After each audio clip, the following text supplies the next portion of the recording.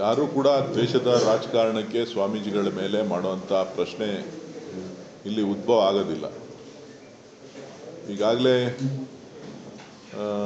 ಪರಮ ಪೂಜ್ಯ ಸ್ವಾಮೀಜಿಗಳು ಅವರ ಹೇಳಿಕೆ ಏನು ನೀಡಿದ್ರು, ಆ ಹೇಳಿಕೆಗೆ ವಿಷಾದ ಕೂಡ ವ್ಯಕ್ತಪಡಿಸಿದ್ದಾರೆ. ಭಾರತದಲ್ಲಿ ನಾವೆಲ್ಲರೂ ಕೂಡ ಸಂವಿಧಾನದ ಕೆಳಗಡೆ ಇರ್ತಕ್ಕಂಥವ್ರು. ಸಂವಿಧಾನದಲ್ಲಿ ಭಾರತದ ಪ್ರಜೆಯಾಗಿ ಪ್ರತಿಯೊಬ್ಬರಿಗೂ ಕೂಡ ಎಲ್ಲ ರೀತಿಯ ಹಕ್ಕುಗಳನ್ನು ಕೊಟ್ಟಿದ್ದಾರೆ. ಮತದಾನದ ಹಕ್ಕು ಒಂದೇ ಅಲ್ಲ, ಅವರಿಗೆ ವಾಕ್ ಸ್ವಾತಂತ್ರ್ಯನೂ ಕೂಡ ಕೊಟ್ಟಿದ್ದಾರೆ. ಸೊ ಹಾಗಾಗಿ ಕೆಲವರು ಅಲ್ಲಲ್ಲೇ ಏನೇನೋ ಬೇಕಾದಂಥ ವಿಚಾರಗಳನ್ನು ಮಾತಾಡ್ತಾರೆ. ಆದರೆ ಪರಮ ಪೂಜ್ಯರು ಈಗಾಗಲೇ ಸ್ಪಷ್ಟಪಡಿಸಿದ್ದಾರೆ, ನಾನು ಆಡಿರ್ತಕ್ಕಂಥ ಮಾತು ಸಾಂದರ್ಭಿಕವಾಗಿ ತಪ್ಪಾಗಿರ್ಬೋದು, ಅದಕ್ಕೆ ನಾನು ವಿಷಾದ ವ್ಯಕ್ತಪಡಿಸ್ತೇನೆ ಅಂತಕ್ಕಂಥ ಮಾತನ್ನು ಹೇಳಿದ್ದಾರೆ. ಸೊ ಕೆಲವರು ಈ ರೀತಿಯ ಹೇಳಿಕೆಗಳನ್ನು ಕೊಟ್ಟಾಗ ಸರ್ಕಾರ ಗಮನ ಹರಿಸಿ ದೂರನ್ನು ದಾಖಲೆ ಮಾಡಿಕೊಂಡಿದೆ. ನಾನು ಸರ್ಕಾರವನ್ನು ಒತ್ತಾಯ ಮಾಡ್ತೇನೆ, ಸ್ವಾಮೀಜಿಯವರು ಈಗಾಗಲೇ ಸ್ವತಃ ಹೇಳಿಕೆಯನ್ನು ಹಿಂಪಡೆದಿರೋದ್ರಿಂದ ಈ ಪ್ರಕರಣವನ್ನು ಇಲ್ಲಿಗೆ ಮುಕ್ತಾಯ ಮಾಡಲಿಕ್ಕೆ ತಾವು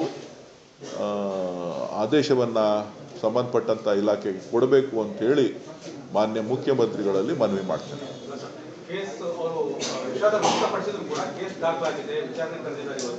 ಇದನ್ನೇ ಹೇಳ್ತಾ ಇದ್ದೀನಲ್ಲ, ವಿಷಾದ ವ್ಯಕ್ತಪಡಿಸಿದ್ದಾರೆ. ಅವರ ಹೇಳಿಕೆಯನ್ನು ದಾಖಲು ಮಾಡಿಕೊಂಡು ಆ ದಾಖಲೆ ಆಗಿದ ತಕ್ಷಣವೇ ಅವರಿಗೆ ಆ ಪ್ರಕರಣವನ್ನು ಮುಕ್ತಾಯ ಮಾಡಬೇಕು ಅಂತೇಳಿ ಮಾನ್ಯ ಮುಖ್ಯಮಂತ್ರಿಗಳಲ್ಲಿ ಮತ್ತು ಗೃಹ ಮಂತ್ರಿಗಳಲ್ಲಿ ನಾನು ಒತ್ತಾಯವನ್ನು ಮಾಡ್ತಾ ಇದ್ದೇನೆ, ಮನವಿ ಮಾಡ್ತಾ ಇದ್ದೇನೆ.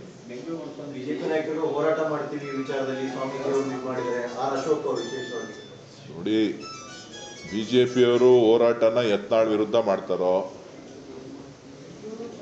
ನಮ್ಮ ವಿರುದ್ಧ ಮಾಡ್ತಾರೋ ನನಗೆ ಗೊತ್ತಿಲ್ಲ. ನಾವು ಅಭಿವೃದ್ಧಿಯ ದೃಷ್ಟಿಯಿಂದ ಮುನ್ನಡಿಬೇಕಾಗಿದೆ. ಆ ದೃಷ್ಟಿಯಿಂದ ಎಲ್ಲ ವಿರೋಧ ಪಕ್ಷಗಳು ರಾಜ್ಯದ ಜನರ ಸಂಕಷ್ಟಗಳಿಗೆ ಅರ್ಥ ಮಾಡಿಕೊಂಡು ಅಭಿವೃದ್ಧಿಯ ಕಡೆ ಗಮನ ಹರಿಸಬೇಕು ಅಂತಕ್ಕಂಥ ಒತ್ತಾಯವನ್ನು, ಸಕಾರಾತ್ಮಕವಾದಂಥ ನಿಲುವುಗಳನ್ನು ವಿರೋಧ ಪಕ್ಷಗಳು ತೆಗೆದುಕೊಳ್ಬೇಕು ಅಂತಕ್ಕಂಥದ್ದನ್ನು ನಾನು ಈ ಸಂದರ್ಭದಲ್ಲಿ ತಮಕ್ಕಾಂತರ ಹೇಳಲಿಕ್ಕೆ ಬಯಸ್ತೇನೆ. ನೋಟಿಸ್ ಕೊಟ್ಟಿದ್ರೆ ಅವರು ಪಾರ್ಟಿ ಇಂಟರ್ನಲ್ ವಿಚಾರ, ಆದರೆ ಅವರು ನಿನ್ನೆ ಇನ್ನೊಂದು ಮಾತು ಹೇಳಿದ್ದಾರೆ, ವಿಜೇಂದ್ರನ್ ಅಂಡರ್ಸ್ಟ್ಯಾಂಡಿಂಗ್ ಪಾಲಿಟಿಕ್ಸ್, ವಿಶೇಷವಾಗಿ ಡಿ ಕೆ ಶಿವಕುಮಾರ್ ಅವ್ರ ಜೊತೆಗೆ ಅವ್ರ ಜೊತೆ ಎಲ್ಲ ದಾಖಲಾತಿಗಳಿಗೆ ಸಹಿ ಹಾಕಿಸ್ಕೊಳ್ಳೋದು ಸೇರಿದಂತೆ ಆ ರೀತಿಯ ದಾಖಲೆಗಳನ್ನ ನಾನು ಬಿಡುಗಡೆ ಮಾಡ್ತೀನಿ ಅನ್ನುವಂಥ ಅರ್ಥ ಮಾಡಿದ್ದೇನೆ. ಧಾರಾಳವಾಗಿ ಮಾಡಲಿ. ಯತ್ನಾಳ್ ಅವರು ಕೂಡ ಶಿವಕುಮಾರ್ ಜೊತೆ ಭಾಳ ಬಾಂಧವ್ಯ ಜಾಸ್ತಿ ಅಲ್ಲ. ಯತ್ನಾಳ್ ಅವರು ಕೂಡ ಭಾಳ ಆತ್ಮೀಯರು, ಅವಳು ಹಿರಿಯ ರಾಜಕಾರಣಿ. ಸೊ ಅವರು ಕೂಡ ಅವಾಗ ಶಿವಕುಮಾರ್ ಅವ್ರ ಜೊತೆ ಕುಶಲೋಪಚಾರಗಳನ್ನು ಮಾತಾಡ್ತಾ ಇರ್ತಾರೆ. ವಿಜೇಂದ್ರ ಒಬ್ಬರೇ ಅಲ್ಲ, ಯತ್ನಾಳ್ ಅವರು ಮಾತಾಡ್ತಾ ಇರ್ತಾರೆ. ಸೊ ಯಾಕೆ ಹೆಂಗೆ ಹೇಳಿದ್ದಾರೆ ಅಂತ ನನಗೆ ಗೊತ್ತಿಲ್ಲ.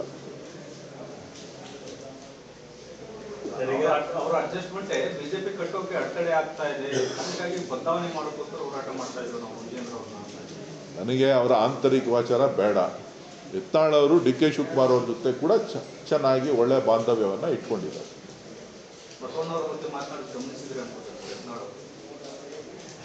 ಸರ್, ಈಗ ಹಾಸನ ಅಹಿಂದ ಸಮಾವೇಶ ನನ್ನ ನೇತೃತ್ವದಲ್ಲೇ ನಡೀತಿದೆ ಅಂತ ಡಿ ಕೆ ಶಿವಕುಮಾರ್ ಹೇಳಿದ್ದಾರೆ.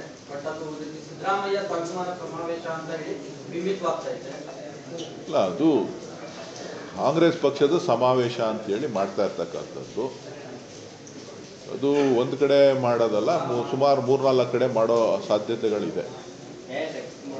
ಈಗ ಮೊದಲನೇದಾಗಿ ಹಾಸನದಲ್ಲಿ ಮಾಡ್ತಾ ಇದ್ದಾರೆ. ಇದು ಕಾಂಗ್ರೆಸ್ ಪಕ್ಷದ ಸಮಾವೇಶ. ಅದರಲ್ಲಿ ಎಲ್ಲ ರಾಷ್ಟ್ರದ ನಾಯಕರುಗಳು ಭಾಗಿಯಾಗ್ತಾ ಇದ್ದಾರೆ. ಪಕ್ಷವನ್ನೇ ಓವರ್ಟೇಕ್ ಮಾಡ್ಕೊಂಡು ಹೊರಟಂಗಿತ್ತು ಕೆಲವು ಸಚಿವರುಗಳು, ಸಿದ್ದರಾಮಯ್ಯ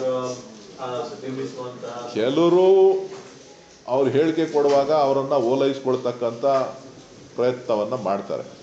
ಆದರೆ ಪಕ್ಷ ಮೊದಲು ಅಂತಕ್ಕಂಥದ್ದನ್ನು ಎಲ್ಲರೂ ಕೂಡ ಅರ್ಥ ಮಾಡ್ಕೊಂಡಿದ್ದಾರೆ ಅಂತೇಳಿ ನಾನು ಭಾವಿಸಿದ್ದೇನೆ. ಕೆಪಿಸಿಸಿ ಅಧ್ಯಕ್ಷರ ಬದಲಾವಣೆ ಚರ್ಚೆ ನಡೀತಾ ಇದೆ ಸರ್.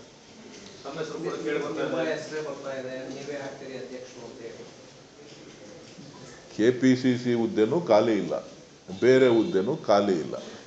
ಸುಮ್ಮನೆ ಒಬ್ಬೊಬ್ಬರ ಹೆಸರನ್ನ ಅವಾಗ ಹೇಳ್ತಾ ಇರ್ತಾರೆ. ನನ್ನನ್ನು ಖುಷಿ ಪಡ್ಸೋಕ್ಕೆ ಕೆಲವ್ರು ಹೇಳ್ತಾರೆ, ಇನ್ನೊಬ್ರನ್ನ ಖುಷಿ ಪಡ್ಸೋಕ್ಕೆ ಇನ್ನೊಂದು ಹೇಳ್ತಾರೆ. ಸದ್ಯಕ್ಕೆ ಯಾವ ಹುದ್ದೆಗಳು ಖಾಲಿ ಇಲ್ಲ. ಸತೀಶ್ ಜಾರಕಿಹೊಳಿ ಅವರು ಹೇಳಿದ್ದಾರೆ ಸರ್, ಪಕ್ಷಕ್ಕೆ ಒಂದೇ ಹುದ್ದೆ, ಒಬ್ಬರಿಗೆ ಒಂದೇ ಹುದ್ದೆ ಇರಬೇಕು ಮತ್ತೆ ಪೂರ್ಣ ಪ್ರಮಾಣದ. ಯಾರು ಹೇಳಿರೋದು? ಸರ್, ಈಗ ಕೆ.ಎನ್. ರಾಜಣ್ಣ ಪದೇ ಪದೇ ಹೇಳ್ತಾ ಇದ್ದಾರೆ ಸರ್, ನನಗೆ ಕೆಪಿಸಿಸಿ ಅಧ್ಯಕ್ಷ ಸ್ಥಾನ ಕೊಟ್ಟರೆ ನಾನು ಸಚಿವ ಸ್ಥಾನ ತ್ಯಾಗ ಮಾಡ್ತೀನಿ ಅಂತ. ಪರೋಕ್ಷವಾಗಿ ಡಿ.ಕೆ. ಶಿವಕುಮಾರ್ ಅವರು 2 ಹುದ್ದೆ ಬೇಡ ಅನ್ನೋ ಸಂದೇಶ. ನನಗೆ ಗೊತ್ತಿಲ್ಲ.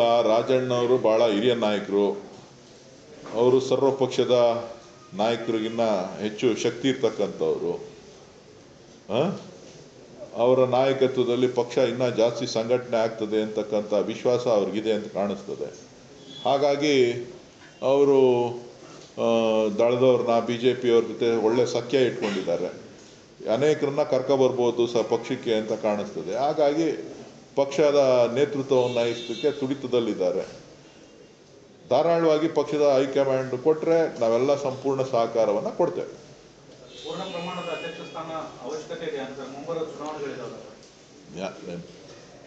ಪಕ್ಷಕ್ಕೆ ಎಲ್ಲ ಅವಶ್ಯಕತೆ ಇದೆ, ಸಂಘಟನೆಯ ಅವಶ್ಯಕತೆ ಇದೆ, ಎಲ್ಲ ವಿಚಾರಗಳಲ್ಲೂ ಕೂಡ ಕೆಲಸ ಮಾಡಬೇಕಾದಂಥ ಅವಶ್ಯಕತೆ ಇದೆ, ಜವಾಬ್ದಾರಿಯನ್ನು ಹೊತ್ಕೊಳ್ಬೇಕಾದಂಥ ಅವಶ್ಯಕತೆ ಇದೆ. ಯಾರೇ ಮುಂದೆ ಬಂದ್ರೂ ಪಕ್ಷದ ಹೈಕಮಾಂಡ್ ಏನೇ ತೀರ್ಮಾನ ಮಾಡಿದ್ರು ಪ್ರತಿಯೊಬ್ಬ ರಾಜ್ಯದ ಎಲ್ಲ ಕಾಂಗ್ರೆಸ್ನ ನಾಯಕರಿರ್ಬೋದು, ಕಾರ್ಯಕರ್ತರಿರ್ಬೋದು, ನಾನಾದಿಯಾಗಿ ಎಲ್ಲರೂ ಕೂಡ ಒಪ್ಕೊಳ್ತೀವಿ. ಅದರಲ್ಲಿ ಯಾವುದೇ ಅಪಸ್ವರ ಇಲ್ಲ. ಸರ್ವಪಕ್ಷ ನಾಯಕರು ಅಂತ ಹೇಳ್ತಾ ಇದ್ದೀರಿ ಸರ್? ಅಲ್ಲ, ಸರ್ವ ಪಕ್ಷದ ಜೊತೆ ಉತ್ತಮವಾದಂಥ ಬಾಂಧವ್ಯವನ್ನು ಇಟ್ಕೊಂಡಿರ್ತಕ್ಕಂಥ ನಾಯಕ. ಸೊ ಹಾಗಾಗಿ ಅವ್ರಿಗೆ ಸಂಘಟನೆ ಮಾಡಲಿಕ್ಕೆ ಭಾಳ ಒಳ್ಳೆ ಆಪರ್ಚುನಿಟೀಸ್ ಇದೆ. ಒಳ್ಳೆ ಚೆನ್ನಾಗಿತ್ತು, ನಿಮಗೆ ಗೊತ್ತಲ್ಲ.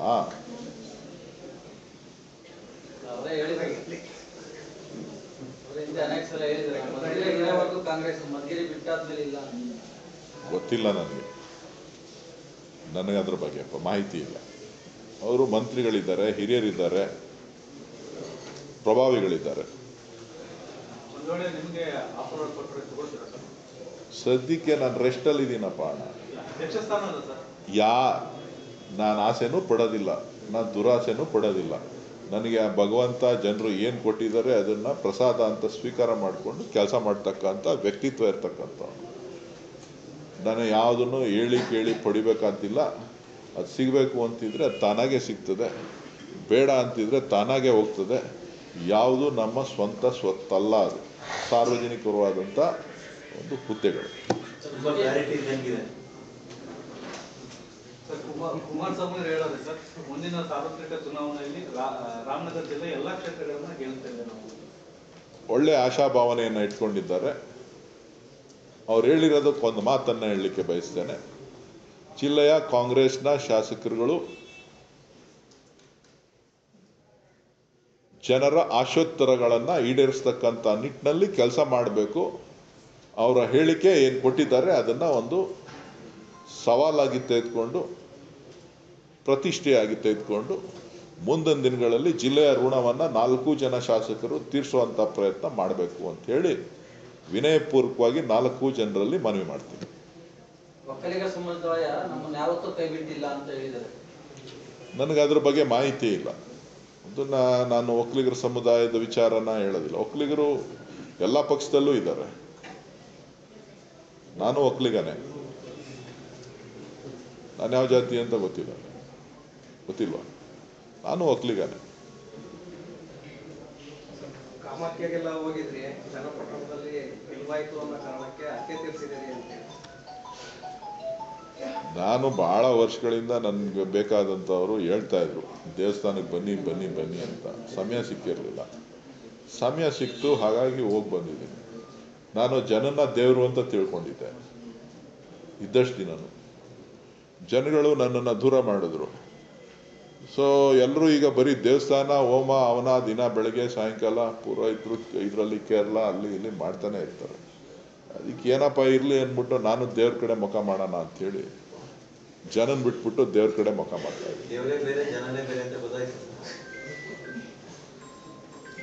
ಪ್ರಯತ್ನ ಮಾಡ್ತಾ ಇದ್ದೀನಿ, ತಿಳ್ಕೊಳ್ಳೋ ಪ್ರಯತ್ನ ಮಾಡ್ತಾ ಇದ್ದೀನಿ. 14ನೇ ತಾರೀಕು ಕೃತಜ್ಞತಾ ಸಮಾರಂಭ ಇಟ್ಕೊಂಡಿದ್ದೀವಿ.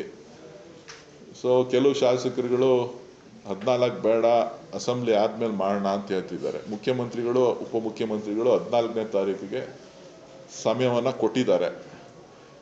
ಇಲ್ಲ ಅಂತ ಅಂದರೆ ಅಸೆಂಬ್ಲಿ ಆದಮೇಲೆ ಸಂಡೇ ತೀರ್ಮಾನ, ಸಂಡೇಗೆ ಬರುತ್ತೆ. ಈ 14 ಆಗಲಿಲ್ಲ ಅಂತ ಅಂದರೆ ನೆಕ್ಸ್ಟ್ ಅಸೆಂಬ್ಲಿ 20ಕ್ಕೋ 18ಕ್ಕೋ ಮುಗಿಬೋದು ಅಂತ, 19ಕ್ಕೆ ಮುಗಿಬೋದು ಅಂತ ಕಾಣಿಸ್ತದೆ. 21 22ಕ್ಕೋ ಯಾವ ಥರ ಮಾಡ್ತಾರೆ. ಇದಿದೆಯಲ್ಲ ಸರ್, ಮಂಡ್ಯದಲ್ಲಿ ಸಾಹಿತ್ಯ ಸಮ್ಮೇಳನ, ಅದೇ ಕಾರಣಕ್ಕೆ ಒಂದಿನ ಪ್ರೀಫೋನ್ ಆಗಿದೆ ಅಧಿವೇಶನ. 20ಕ್ಕೆ ಮುಗಿಬೇಕಿತ್ತು, 19ಕ್ಕೆ ಆಗಿದೆ. ಈಗ 20ರಿಂದ ಸಾಹಿತ್ಯ ಸಮ್ಮೇಳನ ಅದೇ ಸಾಹಿತ್ಯ ಸಮ್ಮೇಳನ ಒಂದಿದೆ, ಕಾಂಗ್ರೆಸ್ನ ಸಂಸ್ಥಾಪನೆ ಅದು ಬೇರೆ ಇದೆ. ಸೊ ಹಾಗಾಗಿ ನಾವು 14ನೇ ತಾರೀಕು ಮಾನ್ಯ ಮುಖ್ಯಮಂತ್ರಿಗಳು ಉಪಮುಖ್ಯಮಂತ್ರಿಗಳು ಇಬ್ಬರು ಕೂಡ ಸಮಯ ಕೊಟ್ಟಿದ್ದರು. ನಮ್ಮ ಜಿಲ್ಲೆಯ ಕೆಲವು ಶಾಸಕರುಗಳು ಮಾನ್ಯ ಮುಖ್ಯಮಂತ್ರಿಗಳನ್ನು ಭೇಟಿ ಮಾಡಿ ಬೇರೆ ಸಮಯ ಕೊಡಿ, ನಮಗೆ ಅಸೆಂಬ್ಲಿ ಮುಗಿಸ್ಕೊಂಡ ಮೇಲೆ ಮಾಡ್ತೀವಿ ನಾವು ಅಂತಲೇ ಹೇಳಿದಾರಂತೆ. ಇದಕ್ಕೆ ಚನ್ನಪಟ್ಟಣ ಶಾಸಕರು, ರಾಮನಗರ ಶಾಸಕರು, ಕನಕಪುರ ಶಾಸಕರು, ಮಾಗಡಿ ಶಾಸಕರೆಲ್ಲ ಏನು ತೀರ್ಮಾನ ಮಾಡ್ತಾರೆ ಅದನ್ನು ನೋಡಿ ತೀರ್ಮಾನ ಮಾಡ್ತಾರೆ. ಈಗ ಮಾಜಿ ಕಾರ್ಪೊರೇಟರ್ ನಾರಾಯಣ ಸ್ವಾಮಿ ಅವರು ಪ್ರೆಸ್ ಮೀಟ್ ಮಾಡ್ತಾ ಇದ್ದಾರೆ. ಮುನಿರತ್ನ ಅವರು ನಮ್ಮ ಬೆಡ್ರೂಮ್ನಲ್ಲಿ CC ಕ್ಯಾಮ್ರಾ ಇಟ್ಟು ನಮ್ಮನ್ನ ದೇಶಬೋಧೆ ಮಾಡಲು ಕೊಟ್ಟಿದ್ರು ಅಂತ ಹೇಳಿ ಅದ್ರ ಬಗ್ಗೆ ನನಗೆ ಮಾಹಿತಿ ಇಲ್ಲ, ನನಗೆ ಗೊತ್ತಿಲ್ಲ. ನನಗೆ ಭೇಟಿಯಾಗಿ ಚುನಾವಣಾ ಸಂದರ್ಭದಲ್ಲಿ ನನ್ನನ್ನು ಭೇಟಿ ಮಾಡಿದ್ರು, ಚುನಾವಣೆಯಲ್ಲಿ ಭೇಟಿ ಮಾಡಿದ್ರು. ಅದಾದಮೇಲೆ ನಾನೇನು ಭೇಟಿ ಮಾಡಿದೆ. ಸರ್, ಕೇಂದ್ರ ಸಚಿವರು ಬಿಜೆಪಿಗೆ ಬೆಂಬಲ ಕೊಡೋದಕ್ಕೆ ಕಾರ್ಯಕರ್ತರು ಸಜ್ಜಾಗಿ ಸರ್ಕಾರ, ಈ ಕಾಂಗ್ರೆಸ್ ಸರ್ಕಾರ ಬೀಳಿಸೋದಕ್ಕೆ ಅಂದರೆ ಯಾಕೆ ಕಾಂಗ್ರೆಸ್ ಸರ್ಕಾರ ಬೀಳಿಸೋದಕ್ಕೆ ನಾವು ಬಿಜೆಪಿಗೆ ಸಪೋರ್ಟ್ ಮಾಡಬೇಕು ಅಂತ ಹೇಳಿ ಕುಮಾರಸ್ವಾಮಿ ಅವರು ಹೇಳಿದ್ದಾರೆ ಸರ್. ಅರ್ಥ ಆಗಲಿಲ್ಲ. ನಾವು ಕಾಂಗ್ರೆಸ್ ಸರ್ಕಾರ ಬೀಳಿಸೋಕ್ಕೋಸ್ಕರ JDS ಬಿಜೆಪಿ ಸಪೋರ್ಟ್ ಕೊಡ್ತೇವೆ ನಾವು ಅಂತ ಹೇಳಿ. ಈಗೇನು ಮಾಡ್ತಾ ಇದ್ದಾರೆ? ಬೀಳಿಸೋದಕ್ಕೆ ಸಪೋರ್ಟ್ ಕೊಡ್ತಾರೆ. ಇಲ್ಲಪ್ಪ, ಈಗೇನು ಮಾಡ್ತಾ ಇದ್ದಾರೆ ನೀವು ಅರ್ಥನೇ ಮಾಡ್ಕೊಂಡಿಲ್ವಲ್ಲ. ಈಗ ಯಾರ ಜೊತೆ ಇದ್ದಾರೆ ಅವರು? ಕಾಂಗ್ರೆಸ್ ಜೊತೆ ಇದ್ದಾರಾ ಅಥವಾ ಇಂಡಿಪೆಂಡೆಂಟ್ ಆಗಿದ್ದಾರಾ? ಮಾಧ್ಯಮದವರು ಅವರ ಹೇಳಿಕೆಯನ್ನು ಯಾವ ರೀತಿ ವಿಶ್ಲೇಷಣೆ ಮಾಡಬೇಕು ಅನ್ನೋದನ್ನು ವ್ಯತ್ಯಾಸ ಏನಾರ ಬಂದಿರಬೇಕು. ಅದಕ್ಕೆ ಇನ್ನೊಂದ್ಸಾರಿ ಪ್ಯಾಚಪ್ ಮಾಡ್ಕೋತಾ ಇರ್ಬೇಕು. ಅವರಿರೋದೇ BJP ಜೊತೆನಲ್ಲಿ. ಅದರಲ್ಲಿ ಬೇರೆ ವಿಶೇಷತೆ ಏನಿದೆ? ಇಡೀ ರಾಜ್ಯದ ಜನಕ್ಕೆ ಗೊತ್ತಿದೆ, ರಾಷ್ಟ್ರದ ಜನಕ್ಕೆ ಗೊತ್ತಿದೆ. ಅವರು NDA ಪಾರ್ಟ್ನರ್ ಆಗಿ ಕೇಂದ್ರದಲ್ಲಿ ಮಂತ್ರಿ ಆಗಿದ್ದಾರೆ. ಅದರಲ್ಲೇ ಏನಿದೆ? ಕಾಂಗ್ರೆಸ್ ಸರ್ಕಾರದ ಪತನದ ಅಜೆಂಡಾ ಯಾಕೆ? ಪತನದ ಅಜೆಂಡಾಗೆ ಉತ್ತರವನ್ನ 3 ಉಪಚುನಾವಣೆಗಳು ಕೊಟ್ಟಿದೆ. ಬಹುಶಃ ನಾನು ಪದೇ ಪದೇ ಹೇಳ್ತಾ ಇರ್ತೀನಿ,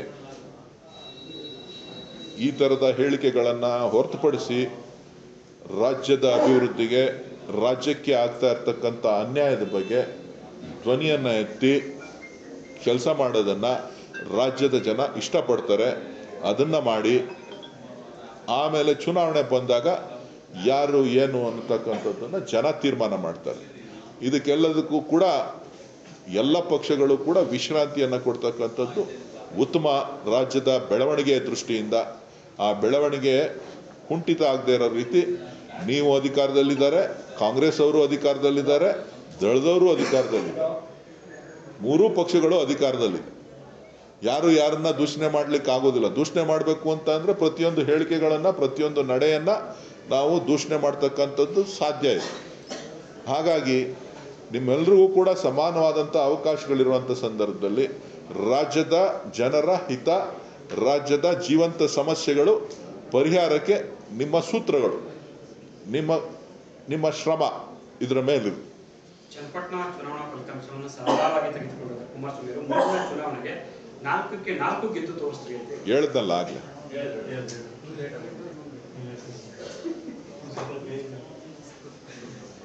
ಕನಕಪುರನ ಗೆಲ್ತಾರೆ ಅಂತ ಹೇಳಿ. ನೋಡ್ರಿ, ಮತದಾರರ ತೀರ್ಪೇ ಅಂತಿಮ ರೀ. ಈಗ ನಾನೀಗ ಸುಮ್ಮನೆ ಕೂತಿದ್ದೀನಿ ಅಂತಂದ್ರೆ ಮತದಾರರ ತೀರ್ಪು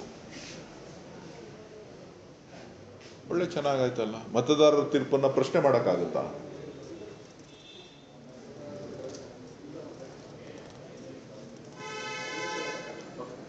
ಥ್ಯಾಂಕ್ ಯು.